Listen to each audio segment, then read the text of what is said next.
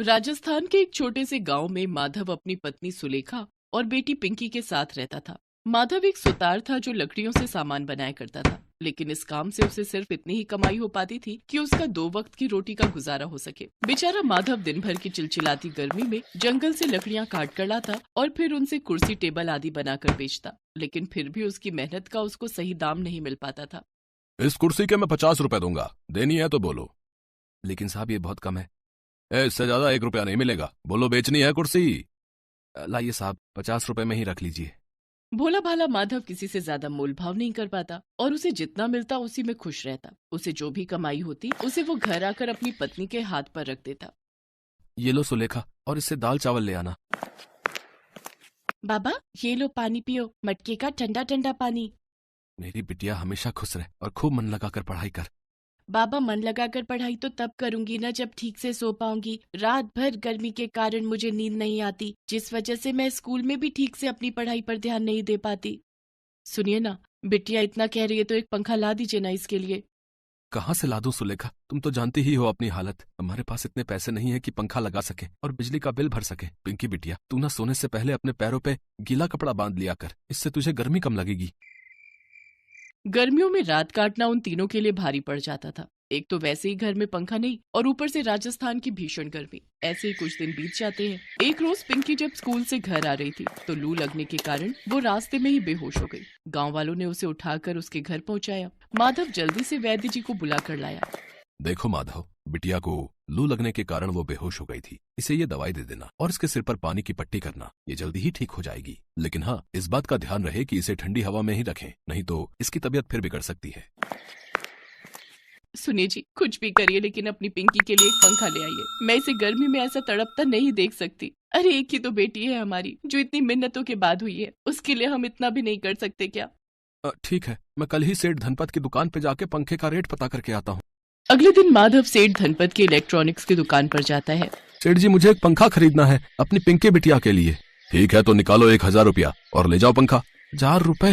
लेकिन इतने पैसे तो मेरे पास नहीं है। दरअसल मुझे पंखा किस्तों में चाहिए था। मैं हर महीने थोड़े थोड़े करके आपको पैसे दे दिया करूंगा। चल भाग यहाँ से भिखारी कहीं का। अरे मेरी दुकान पे हर चीज रोकड़ा देकर मिलती है, किस्तों में नहीं, समझे? चल निकल। बेचारा माधव दुखी मन से आंखों में आंसू लिए चलते चलते एक पेड़ के नीचे बैठ जाता है और खुद को कोसने लगता है। न जाने कैसा अभागा बाप हूँ मैं, जो अपनी बिटिया की इतनी सी ख्वाहिश भी पूरी नहीं कर सकता। तू उदास मत हो माधव, तुम्हारे दिन बदल जाएंगे। कौन हो तुम और तुम बोल कैसे सकते हो? मैं एक जादुई पेड़ हूँ और मैं हर उस पाक नेक दिल इंसान की मदद करता हूँ जो दुखी होता है। ये लो, ये जादुई तना तुम अपने साथ ले जाओ और इसको काट कर पंखे की पंखुड़ियों का आकार देकर अपने कमरे की छत पर लगा देना। ये तुम्हें एसी जैसी ठंडी हवा देगा जो न तो कभी खराब होगा, न ही इसमें तुम्हें बिजली की जरूरत होगी। ये एक जादुई लकड़ी का पंखा होगा जो तुम्हारे कहने पर, ऐ मेरे जादुई पंखे, दिखा दे तू अपना कमाल और कर दे हमें माला माल, कहते ही चालू और बंद हो जाएगा। आपका बहुत बहुत शुक्रिया जादुई पेड़। माधव खुशी खुशी वो बड़ा सा तना लेकर घर आया। ए जी, ये क्या, फिर से लकड़ी उठा लाए? पंखा कहाँ है? पिंकी सुबह से कितनी आस लगाए बैठी है। माधव सुलेखा को सारी बात बताता है। सच में जी, ये कोनो जादुई पेड़ की तना है? फिर तो जल्दी से तुम ये पंखा बनाओ। हमारी दादी ने बचपन में हमको जादुई की ऐसी बहुत सी कहानी सुनाई है जो सच हुई है। हाँ, मैं अभी बनाता हूँ। माधव उस जादुई पेड़ की टहनी से पंखे के आकार की लकड़ी की 3 पंखुड़ियां बनाता है और मोटर कार के आकार वाली लकड़ी से उन्हें जोड़ देता है। उसका लकड़ी का पंखा पूरी तरह बनकर तैयार हो जाता है, जिसे वो अपने घर की छत पर टांग देता है और माधव उससे कहता है, ऐ मेरे जादुई पंखा, दिखा दे तू अपना कमाल और कर दे हमें माला माल। उसके इतना कहते ही वो जादुई लकड़ी का पंखा ढेर सारे नोटों की बारिश करता है। उसके बाद एसी से भी ठंडी हवा फेंकता है।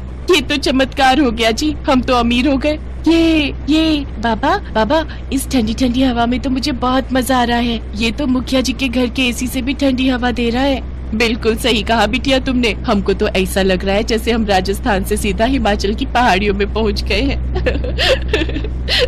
सच में बहुत ही मजा आ रहा है कसम से। और सबसे अच्छी बात तो यह है कि इसे जितना मर्जी चलाओ, ना ही इसका बिल आएगा और ना ही ये कभी खराब होगा। इस तरह माधव और उसका परिवार ठंडी ठंडी हवा खाकर बहुत खुश थे। साथ ही ढेरों रुपए पाकर उनकी जिंदगी के बुरे दिन खत्म हो गए और वो खुशी खुशी अपना जीवन यापन करने लगे।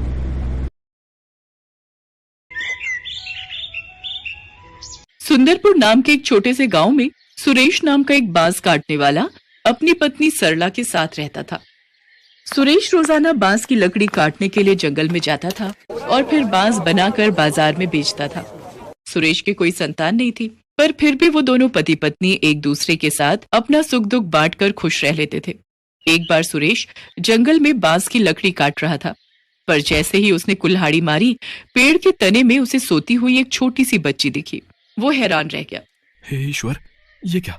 तने के अंदर ये बच्ची? ये कैसा जादू है? सुरेश ने उस बच्ची को बड़े आराम से अपनी गोद में लिया और घर जाकर सरला को सारी बात बताई। कितनी सुंदर और प्यारी बच्ची है। मुझे तो लगता है भगवान ने हमारी सुन ली और इस बच्ची को हमसे मिला दिया। ये चांदनी की तरह सुंदर है, इसलिए हम इसका नाम चांदनी रखेंगे। चांदनी के आने से सुरेश और सरला के जीवन में खुशियां आ गई। धीरे धीरे वो अमीर होते गए। उन्होंने चांदनी को एक शानदार जीवन दिया। समय के साथ चांदनी बड़ी होती गई। एक दिन सुरेश ने सरला से कहा, सरला, अब हमें अपनी बिटिया की शादी के बारे में सोचना चाहिए। चांदनी के लिए कोई अच्छा रिश्ता मिल जाए। एक बार इस बारे में चांदनी से पूछ लेते, वो क्या चाहती है, उसे कैसा लड़का पसंद आएगा। अगले दिन सुरेश ने चांदनी से उसकी शादी के बारे में पूछा। पिताजी, मैं आपके और माँ के बिना नहीं रह सकती। आप मुझे अपने से दूर क्यों भेज रहे हैं? अरे मेरी प्यारी बच्ची, हम भी तुम्हारे बिना नहीं रह सकते हैं, लेकिन अब तुम हमेशा तो हमारे पास नहीं रह सकती हो। कभी न कभी तो बेटियों को ससुराल जाना ही पड़ता है। पर हाँ, हम तुम्हें कभी भी अपनी मर्जी के खिलाफ शादी करने के लिए मजबूर नहीं करेंगे। लेकिन कम से कम तुम उन नौजवानों से मिल तो लो जो तुमसे शादी करना चाहते हैं। वो लड़के काफी ऊंचे घराने के हैं। चांदनी इस बात के लिए हाँ कह देती है।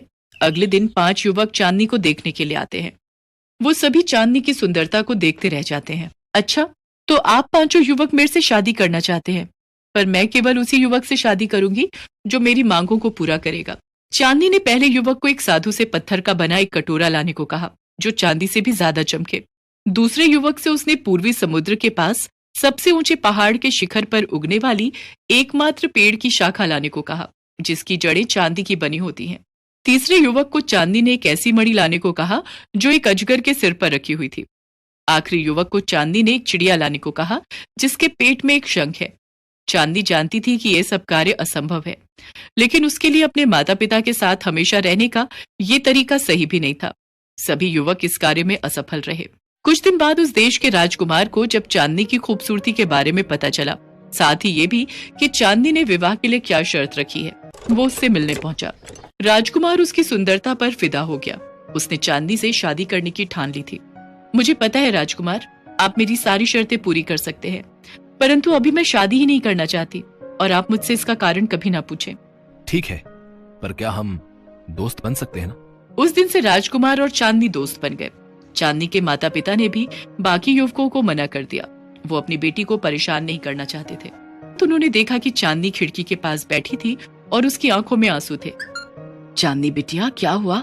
तू उदास क्यों है? क्या हुआ मेरी बच्ची? क्या कोई बुरा सपना देखा? पिताजी, मुझे हर रात ये सपना आता है कि आसमान से कुछ लोग यहाँ आए हैं और मैं उनके साथ जा रही हूँ।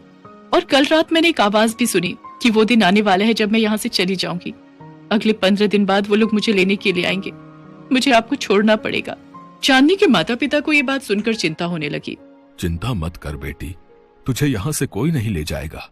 ये सिर्फ सपना है। उन्होंने तुरंत राजकुमार को संदेश भेजा और उनसे मदद मांगी और चांदनी के घर के बाहर 2000 सिपाहियों को खड़ा कर दिया। उसकी रक्षा करने के लिए हर कोई तैयार था। वो रात आ ही गई जब आसमान से एक सुंदर गाड़ी धरती पर उतरी जिसके आसपास परियां थी। उस गाड़ी में एक अद्भुत संगीत बज रहा था। चांदनी उस संगीत को सुनकर गाड़ी की ओर भागने लगी। चांदनी के कपड़े बदल गए। वो सफेद रंग की पोशाक में आ गई। उसके पंख चांदी के हो गए। चांदनी परी, चलिए, अब आपका जाने का समय आ गया है। हाँ नीली परी, मैं जानती हूँ तुम सबने मुझे ढूंढ लिया। जाने से पहले मैं अपने माता पिता से और राजकुमार से एक बार बात करना चाहती हूँ। माँ, पिताजी, अब मुझे अपना कर्तव्य निभाना होगा। मुझे अपने लोगों के पास वापस जाना होगा। चांदनी बेटा, मैं कुछ समझा नहीं, ये सब क्या है? पिताजी, मैं धरती पर भ्रमण करने के लिए आई थी और अपनी सखियों से बिछड़ गई थी और चलते चलते मैं इतना थक गई कि मैं आराम करने के लिए एक छोटी बच्ची के रूप में बांस के पेड़ के तने में सो गई। इसके पश्चात आप मुझे अपने साथ ले आए। जब तक मेरे लोग मुझे ढूंढ नहीं लेते तब तक मेरा जाना संभव नहीं था, और फिर यहाँ पृथ्वी पर रहकर मुझे आपका और माँ का इतना प्यार मिला कि मैं अपने लोग को ही भूल गई। चांदनी बिटिया, क्या तुम अब हमें छोड़कर चली जाओगी? माँ, आप चिंता मत करो, अभी तो मुझे जाना होगा, पर आप मुझे जब भी याद करोगे मैं आपसे मिलने जरूर आऊंगी। और हाँ राजकुमार, आपसे अच्छा दोस्त मुझे कोई मिल ही नहीं सकता, इसलिए मैं और आप हमेशा दोस्त रहेंगे। सबसे मिलकर अलविदा कहकर चांदनी अपने लोक को वापस चली जाती है। ने पहुंचा। राजकुमार उसकी सुंदरता पर फिदा हो गया। उसने चांदनी से शादी करने की ठान ली थी। मुझे पता है राजकुमार, आप मेरी सारी शर्तें पूरी कर सकते हैं, परंतु अभी मैं शादी ही नहीं करना चाहती और आप मुझसे इसका कारण कभी ना पूछें। ठीक है, पर क्या हम दोस्त बन सकते हैं ना? उस दिन से राजकुमार और चांदनी दोस्त बन गए। चांदनी के माता पिता ने भी बाकी युवकों को मना कर दिया। वो अपनी बेटी को परेशान नहीं करना चाहते थे। तो उन्होंने देखा कि चांदनी खिड़की के पास बैठी थी और उसकी आंखों में आंसू थे। चांदनी बिटिया, क्या हुआ? तू उदास क्यों है? क्या हुआ मेरी बच्ची? क्या कोई बुरा सपना देखा? पिताजी, मुझे हर रात ये सपना आता है कि आसमान से कुछ लोग यहाँ आए हैं और मैं उनके साथ जा रही हूँ। और कल रात मैंने एक आवाज भी सुनी कि वो दिन आने वाला है जब मैं यहाँ से चली जाऊंगी। अगले 15 दिन बाद वो लोग मुझे लेने के लिए आएंगे। मुझे आपको छोड़ना पड़ेगा। चांदनी के माता पिता को ये बात सुनकर चिंता होने लगी। चिंता मत कर बेटी, तुझे यहाँ से कोई नहीं ले जाएगा। ये सिर्फ सपना है। उन्होंने तुरंत राजकुमार को संदेश भेजा और उनसे मदद मांगी और चांदनी के घर के बाहर 2000 सिपाहियों को खड़ा कर दिया। उसकी रक्षा करने के लिए हर कोई तैयार था।